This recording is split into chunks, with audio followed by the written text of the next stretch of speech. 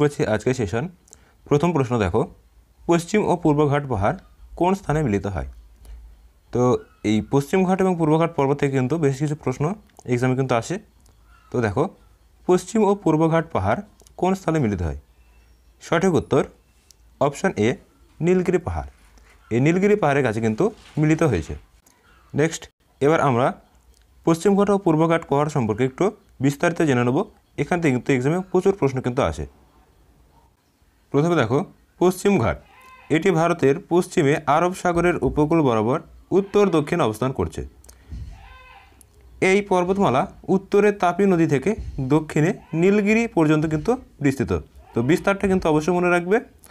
Next দেখো, পশ্চিমঘাট পর্বতের অপনাম সাহায্যী খুবই গুরুত্বপূর্ণ এবং এটি WB কনস্টেবল 2020 যে মেন এক্সাম সেখানে কিন্তু এসেছিল যে এটি কোন রাজ্যে অবস্থিত। তো দেখো, এটি মহারাষ্ট্রে কিন্তু অবস্থিত।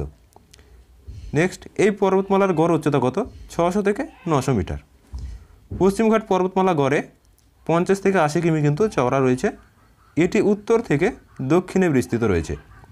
পশ্চিমঘাট পর্বতমালার সর্বোচ্চ শৃঙ্গ হচ্ছে আনাইমুদি, খুবই গুরুত্বপূর্ণ, অবশ্যই এটিকে স্টার মার্ক দেবে। প্রচুর পরিমাণে কিন্তু শৈলক্ষে বৃষ্টিপাত হয়ে থাকে এই পশ্চিমঘাট পর্বতে। নেক্সট, প্রচুর বৃষ্টিপাত সংঘটিত হয় বলে এখানে কিন্তু চিরহরিৎ বৃক্ষ কিন্তু দেখা যায়। তো খুবই গুরুত্বপূর্ণ একটি প্রশ্ন এখান থেকে আসে কিন্তু, যে পশ্চিমঘাট পর্বতে কিন্তু কোন ধরনের চিরহরিৎ বৃক্ষ কিন্তু দেখা যায়। নেক্সট, পূর্বঘাট পর্বত এটি ভারতের পূর্ব দিকে বঙ্গোপসাগর উপকূল বরাবর উত্তর থেকে দক্ষিণ কিন্তু অবস্থান করেছে।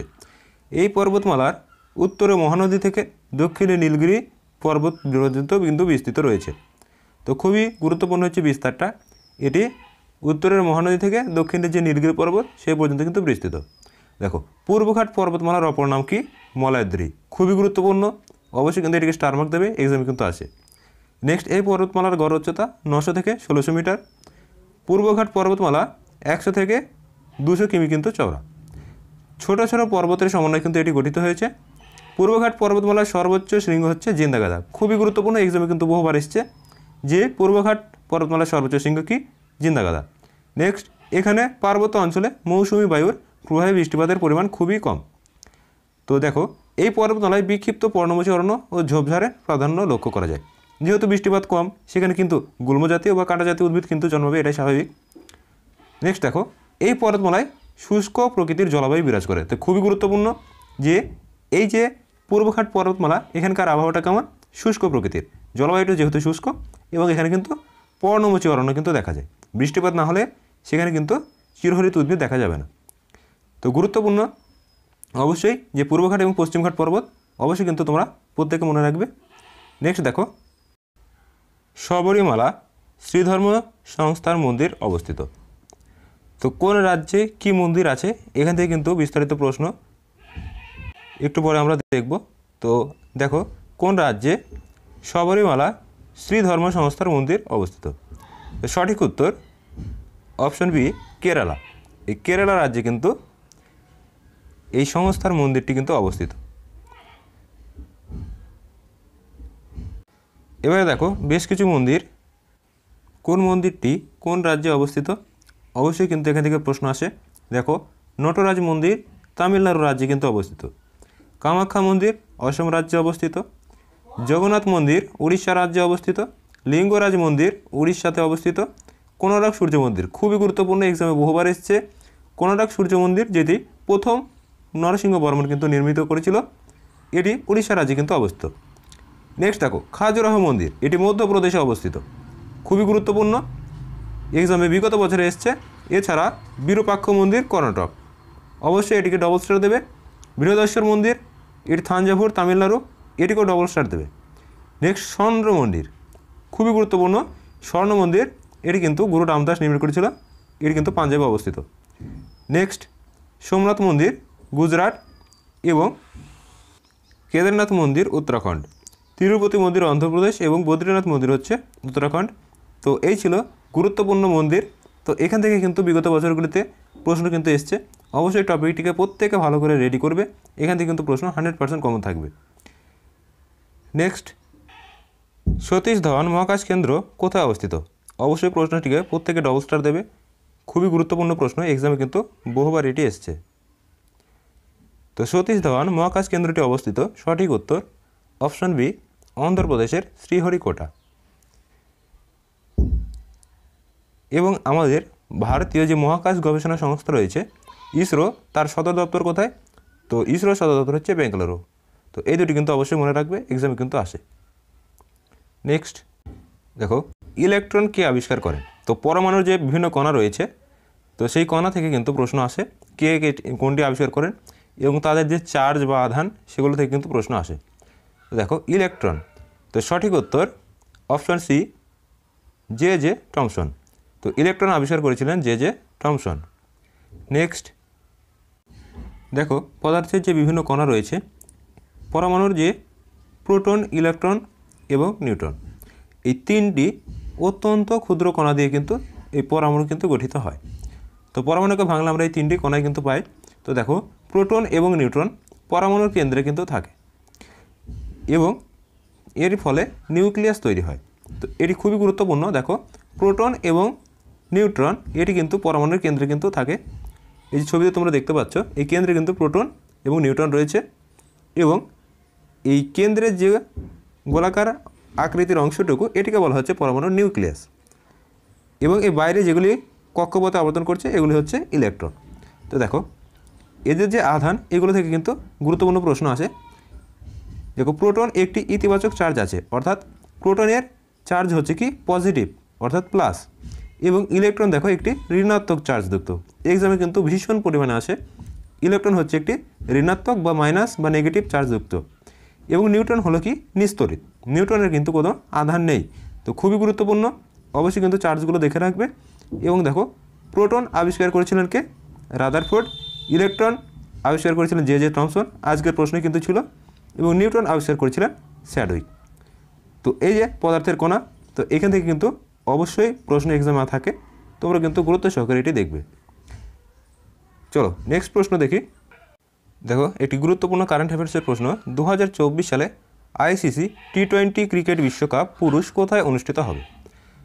তো দেখো আইসিসি পুরুষ যে ক্রিকেট বিশ্বকাপ যেটা 2024 সালে অনুষ্ঠিত হবে সেটি হবে কোথায়? অপশন বি সঠিক উত্তর আমেরিকা এবং ওয়েস্ট ইন্ডিজ। নেক্সট প্রশ্ন দেখো, ধংদেব কোন রাজবংশের শাসক ছিলেন? প্রশ্নটিকে প্রত্যেককে স্টার দেবে, খুবই গুরুত্বপূর্ণ একটি প্রশ্ন। তো দেখো ধংদেব ইনি ছিলেন, অপশান সি হচ্ছে সঠিক উত্তর জেজক ভূত্তির চান্দেল, অর্থাৎ ইনি চান্দেল বংশের কিন্তু শাসক ছিলেন। তো এই চান্দেল বংশ কিন্তু 1000 খ্রিস্টাব্দে প্রতিষ্ঠিত হয়েছিল। এখান থেকে কিন্তু গুরুত্বপূর্ণ একটি প্রশ্ন আসে। নেক্সট, ফ্যাট হজমকারী উৎসেচক লাইপেজ নিম্নলিখিত কোনটি দ্বারা গঠিত হয়? তো উৎসেচক থেকে কিন্তু এক্সামে প্রশ্ন মাঝে মধ্যে আসে। তো ফ্যাট হজমকারী উৎসেচকটি কোনটি? সঠিক উত্তর অপশন ডি অগ্নাশয়।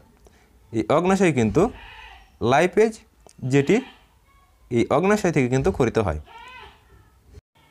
দেখো উৎসেচক সম্পর্কে কিছু গুরুত্বপূর্ণ তথ্য। উৎসেচকগুলি অ্যামিনো অ্যাসিড দিয়ে তৈরি হয়, অর্থাৎ প্রত্যেকটা উৎসেচক কিন্তু অ্যামিনো অ্যাসিড বর্তমান থাকে। নেক্সট দেখো, পেপসিন হল একটি পরিপাচক উৎসেচক যা প্রোটিন ভঙ্গ করে। তো খুবই গুরুত্বপূর্ণ, এক্সামে কিন্তু প্রচুর পরিমাণে এটি আসে যে প্রোটিন সংশ্লেষকারী বা প্রোটিন ভক্ষণকারী কোন উৎসেচক নিম্নলিখিতের মধ্যে অন্তর্ভুক্ত। তো এরকম দিয়ে কিন্তু অপশন দেওয়া থাকবে, পেপসিন, ট্রিপসিন, তো বিভিন্ন উৎসেচক কিন্তু দেওয়া থাকবে সেখানে। তো সঠিক উত্তর হবে কিন্তু পেপসিন। তো এই পেপসিনই কিন্তু একমাত্র উৎসেচক যেটি প্রোটিন ভঙ্গ করে। নেক্সট দেখো, ট্রিপসিন নামক উৎসেচক যেটি অগ্নাশয়ের রসে উপস্থিত থাকে, এটি প্রোটিনকে অ্যামাইনো অ্যাসিডে রূপান্তরিত করে। খুবই গুরুত্বপূর্ণ, প্রোটিনকে অ্যামাইনো অ্যাসিডে রূপান্তরিত করা হচ্ছে ট্রিপসিন নামক উৎসেচক। নেক্সট দেখো, এটি প্রোটিন পরিপাকে সহায়তা করে। ট্রিপসিন ক্ষুদ্রান্তের প্রোটিনগুলি ভেঙে দেয় এবং এভাবে পরিপাক প্রক্রিয়া চালিয়ে যায়। নেক্সট দেখো, অগ্নাশয়ের এনজাইম যা প্রোটিনে হজমের সাথে জড়িত হলো ট্রিপসিন। নেক্সট, পাকস্থলী দ্বারা নিঃসৃত 3টি এনজাইম হলো পেপসিন, গ্যাস্ট্রিক অ্যামাইলেজ এবং গ্যাস্ট্রিক লাইপেজ। তো অবশ্যই কিন্তু উৎসেচকগুলি তোমরা এক ঝলক দেখে রাখবে, এক্সামে কিন্তু এখান থেকে প্রশ্ন আসে। নেক্সট দেখো, নেক্সট অক্ষ বা কাণ্ডের পাতার যে বিন্যাস তাকে কি বলা হয়? দেখো, অক্ষ বা কাণ্ডের উপর যে পাতার বিন্যাস সেটাকে আমরা কি বলি? তো সেটাকে আমরা বিজ্ঞানের ভাষায় বলে থাকি ফিলোট্যাক্সি। এই ফিলোট্যাক্সি কিন্তু আমরা যে পাতা তার অক্ষে যে বিন্যাস সেটাকে আমরা বলে থাকি। নেক্সট দেখো, তড়িৎ আধানের বড় একক কী? খুবই গুরুত্বপূর্ণ একটি টপিক, প্রত্যেকে এই টপিকটিকে ডবল স্টার দেবে। এক্সামে কিন্তু এখান থেকে মাস্ট কিন্তু প্রশ্ন থাকে যে বিভিন্ন যে তড়িৎ আধান রয়েছে তো সেগুলির একক থেকে। দেখো, তড়িৎ আধানের সবচেয়ে বড় একক কী? তো তড়িৎ আধানের মধ্যে সবচেয়ে বড় যে এককটি হচ্ছে অপশান সি সঠিক উত্তর, ফ্যারাড। তো এটি কিন্তু সবচেয়ে বড় একক। এবার দেখো, বিভিন্ন যে তড়িতের একক এগুলি আমরা এক ঝলক দেখে নিই। এখান থেকে কিন্তু প্রচুর প্রশ্ন কিন্তু এক্সামে এসেছে। যেরকম তড়িৎ প্রবাহের একক অ্যাম্পিয়ার, এটি বিগত বছরে এসেছে। তড়িৎ আধানের একক কুলম্ব, এটিও বিগত বছরের প্রশ্ন। এবং সব থেকে বেশি এসেছে বিভব প্রভেদ এবং ওহম। তো বিভব প্রভেদের একক হচ্ছে ভোল্ট এবং রোধের একক হচ্ছে ওহম। তো খুবই গুরুত্বপূর্ণ এই দুটি, প্রত্যেকে এটি ডবল স্টার দেবে। নেক্সট দেখো, রোধাঙ্কের একক। তো রোধাঙ্কের একক হচ্ছে ওহম মিটার, অবশ্যই গুরুত্বপূর্ণ। নেক্সট, বৈদ্যুতিক ক্ষমতা অর্থাৎ তড়িৎ ক্ষমতা যেটাকে আমরা বলি, তো সেটির একক হচ্ছে ওয়াট। এই মর্মে একটি প্রশ্ন জেনে রাখবে যে 1 ওয়াট সমান সমান কত অশ্ব ক্ষমতা। তো 1 অশ্ব ক্ষমতা সমান সমান কত ওয়াট, এটি কিন্তু এক্সামে আসে। তো অবশ্যই মনে রাখবে 746 ওয়াট। খুবই গুরুত্বপূর্ণ প্রশ্ন, এক্সামে প্রচুর এসেছে এই প্রশ্নটি। নেক্সট দেখো, ধারকত্বের একক কী? ধারকত্বের একক হচ্ছে ফ্যারাড। নেক্সট, তড়িতাবেশ, খুবই গুরুত্বপূর্ণ, এটিকে স্টার দেবে। তড়িতাবেশের একক হচ্ছে হেনরি। নেক্সট, চৌম্বক ফ্লাক্স এর একক হচ্ছে ওয়েবার।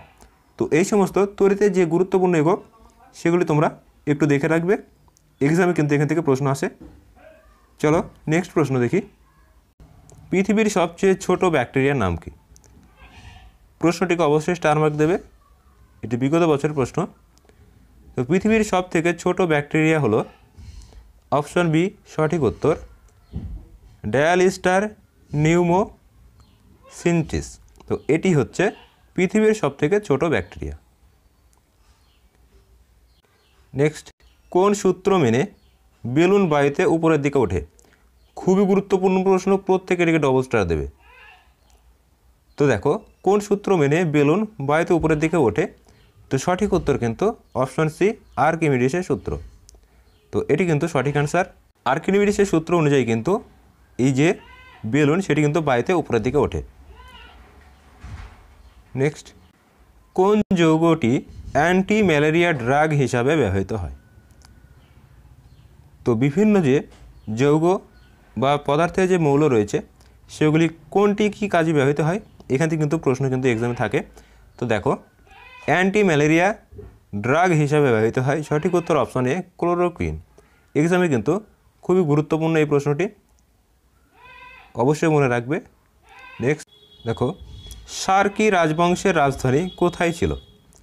অবশ্যই প্রশ্নটিকে স্টার মার্ক দেবে। বিভিন্ন রাজবংশের যে রাজধানী, যেরকম কুষাণদের, পেশোয়া বা পুরুষপুর, বাতাবি, চালুক্যদের এবং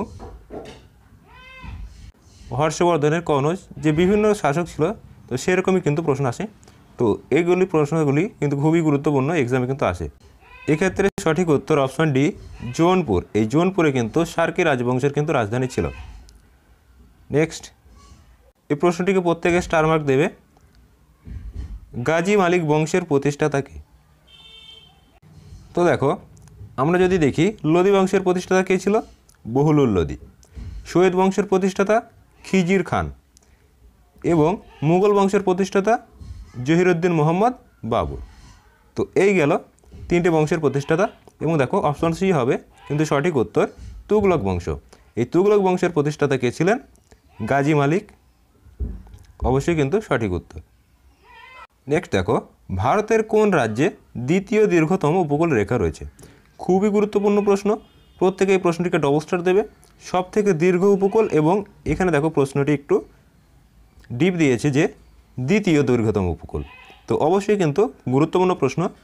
তো সঠিক উত্তর কিন্তু অপশন এ অন্ধ্রপ্রদেশ। গুজরাট কিন্তু সবথেকে বেশি এবং দ্বিতীয় স্থানে রয়েছে কিন্তু অন্ধ্রপ্রদেশ। অবশ্যই কিন্তু এটিকে মনে রাখবে। নেক্সট প্রশ্ন, কোনটি পারমাণবিক জ্বালানি হিসাবে ব্যবহৃত হয় না? অর্থাৎ এই নিচের কোনটি পারমাণবিক জ্বালানি রূপে ব্যবহৃত হয় না? দেখো, সীসা এটি কি পারমাণবিক জ্বালানি রূপে ব্যবহৃত হয়, এবং থোরিয়াম, তো আমরা জানি এটিও কিন্তু পারমাণবিক জ্বালানি রূপে ব্যবহৃত হয়। অপশন সি হবে সঠিক উত্তর, ইউরেনিয়াম। তো ইউরেনিয়াম কিন্তু এই পারমাণবিক জ্বালানি রূপে ব্যবহৃত হয় না। এছাড়া প্লুটোনিয়াম, সীসা, থোরিয়াম এগুলি কিন্তু পারমাণবিক জ্বালানি রূপে ব্যবহৃত হয়। নেক্সট দেখো, পিপলিঘাট পাস কোন পর্বতের অঞ্চলে অবস্থিত? তো এটি কিন্তু গুরুত্বপূর্ণ একটি প্রশ্ন। তো এই টপিক থেকে কিন্তু বিগত বছরগুলিতে প্রশ্ন এসেছে যে বিভিন্ন গিরিপথ বা পাস সেটি কোন রাজ্যে অবস্থিত, তো সেখান থেকে কিন্তু প্রশ্ন আসে। দেখো, পিপলিঘাট পাস অবস্থিত, অপশান সি সঠিক উত্তর, আরাবল্লী পর্বত। আরাবল্লী পর্বতে কিন্তু এটি অবস্থিত। নেক্সট আমরা বিভিন্ন পাস বা গিরিপথ সম্পর্কে একটু দেখে নেব। প্রচুর প্রশ্ন কিন্তু এখান থেকে আসে। দেখো, বানিহাল পাস জম্মু ও কাশ্মীরে কিন্তু অবস্থিত। জোজিলা পাস জম্মু এবং কাশ্মীরে অবস্থিত। বুর্জিলা পাস এটিও জম্মু কাশ্মীরে অবস্থিত। খারদুংলা পাস জম্মু কাশ্মীরে অবস্থিত। বারলাচা পাস জম্মু কাশ্মীর। পীর পাঞ্জল এটিও জম্মু কাশ্মীরে অবস্থিত। শিবকিলা পাস হিমাচল প্রদেশ, খুবই গুরুত্বপূর্ণ।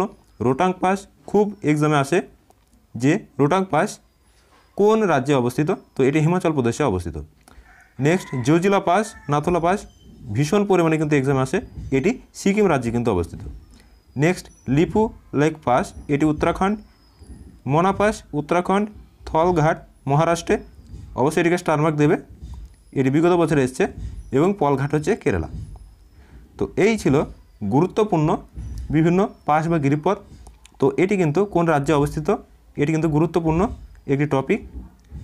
এবং কোনো সময় যে এরকমও প্রশ্ন আসে যে কোন রেঞ্জের মধ্যে কিন্তু পর্বতটি রয়েছে, যেরকম জম্মু কাশ্মীরে কাশ্মীর হিমালয় রেঞ্জের মধ্যে অবস্থিত। তো বিভিন্ন যে গিরিপথ তার যে রেঞ্জ সেগুলো কিন্তু তোমরা একটু দেখে রাখবে, এবং এই রাজ্য থেকে আসলে অবশ্যই কিন্তু এর মধ্যে থেকে আসবে। নেক্সট, কোন মাধ্যম দিয়ে যাওয়ার সময় আলোর গতি সর্বনিম্ন হয়? প্রত্যেকে প্রশ্নটিকে ডবল স্টার দেবে, এবং এই ধরনের প্রশ্নগুলি কিন্তু এক্সামে বেশি দেখা যায়। তো এই ধরনের প্রশ্নগুলো কিন্তু এক্সামে বেশি দেখা যায়, প্রত্যেকে গুরুত্ব সহকারে দেখবে। সঠিক উত্তর অপশান সি, অসীম। এই অসীম মাধ্যম দিয়ে যাওয়ার সময় আলোর গতি কিন্তু সর্বনিম্ন হয়। নেক্সট, গুরু গোবিন্দ সিং কার পুত্র ছিলেন? তো দেখো, আমাদের নবম শিখ গুরু ছিলেন হচ্ছে তেগ বাহাদুর, এবং এই তেগ বাহাদুরের পুত্র ছিল হচ্ছে গুরু গোবিন্দ সিং। নেক্সট, এবং ইনি কিন্তু দশম গুরু ছিলেন শিখদের মধ্যে, অবশ্যই কিন্তু মনে রাখবে। এবং ইনি গুরুত্বপূর্ণ একটি প্রথা, খালসা প্রথা, এটি কিন্তু প্রবর্তন করেছিলেন। নেক্সট দেখো, নিম্নলিখিতের মধ্যে কে বাংলার ভক্তি আন্দোলনের সাধক ছিলেন? অবশ্যই এটিকে প্রত্যেকে ডবল স্টার দেবে, খুবই গুরুত্বপূর্ণ। এক্সামে কিন্তু বহুবার এই প্রশ্নটি এসেছে যে কে বাংলায় ভক্তি আন্দোলনের সঙ্গে যুক্ত ছিলেন। তো আমরা প্রত্যেকে জানি অপশান বি সঠিক উত্তর, চৈতন্যদেব। ইনি কিন্তু বাংলার ভক্তি আন্দোলনের সঙ্গে যুক্ত ছিলেন। এই ছিল আজকের মক টেস্টের গুরুত্বপূর্ণ কিছু প্রশ্নোত্তর। ভিডিওটি ভালো লাগলে অবশ্যই বন্ধুদের মাঝে শেয়ার করবে, এবং চ্যানেলে যারা নতুন অবশ্যই চ্যানেলটিকে সাবস্ক্রাইব করবে। চাকরি পরীক্ষার জোর কদমের প্রস্তুতি কিন্তু আমাদের চ্যানেলে করানো হচ্ছে, এবং আমরা আপকামিং WBP নিউ ভ্যাকেন্সি এবং ফুড এসআই, সেই সাথে পিএসসি ক্লার্কশিপের কথা মাথায় রেখে কিন্তু একদিন বিভিন্ন টপিক ওয়াইজ ক্লাস এবং একদিন প্রত্যেকটি সাবজেক্ট থেকে কিন্তু গুরুত্বপূর্ণ প্রশ্নের মক টেস্ট কিন্তু আমাদের চলছে। প্রত্যেকে চ্যানেলের সঙ্গে জুড়ে থাকবে, এবং নিয়মিত ক্লাসগুলি করলে কিন্তু তোমরা এক্সামে প্রচুর প্রশ্ন কিন্তু কমন পাবে।